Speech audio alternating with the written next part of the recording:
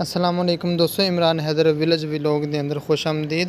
तो अज की वीडियो बहुत ही ज़बरदस्त और बहुत ही मालूमाती वीडियो है कि इसके मतलब कि मार्बल असी घर लगवाने, कुछ लोग कंस्ट्रक्शन करते हैं वो लगवाते हैं, कुछ लोग अपना खुद घर अपने रहन वास्ते तैयार करते हैं तो वो लगवाते हैं।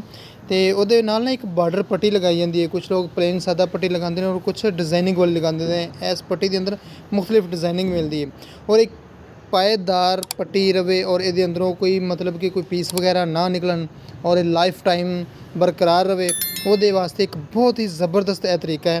तो तुसी वीडियो मुकम्मल वॉच करो, ये इंशाल्लाह तुहानू बहुत प्यारी मालूमात मिलेगी कि पूरी जिंदगी वास्ते तुसी बेफिक्र हो जाओगे कि पट्टी ख़राब हो जाएगी या ये छोटे छोटे, क्योंकि छोटे छोटे पीस जोड़ के ना इन्हों की डिज़ाइनिंग बनाई होंगी है तो अक्सर रगड़ाई के दौरान या कुछ अरसे तो बाद कुछ पीस विचों निकलना शुरू हो जाते हैं। कभी ऐसा नहीं होएगा।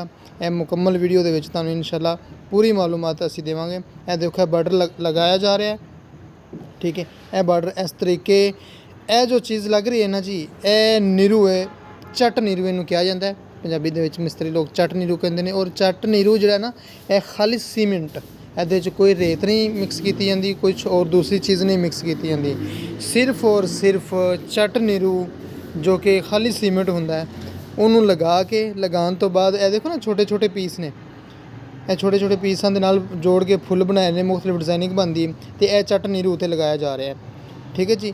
यह चट नीरू लगा के ये लगाने का एक जो तरीका है, क्योंकि बाकी मार्बल तो आम तरीके कुछ लोग लगाते हैं, वह भी असी इस चैनल के तुहानू तरीका दसांगे। एक पिछली वीडियो के असी तुहानू एक दसिया सी डिज़ाइन बनाने का तरीका।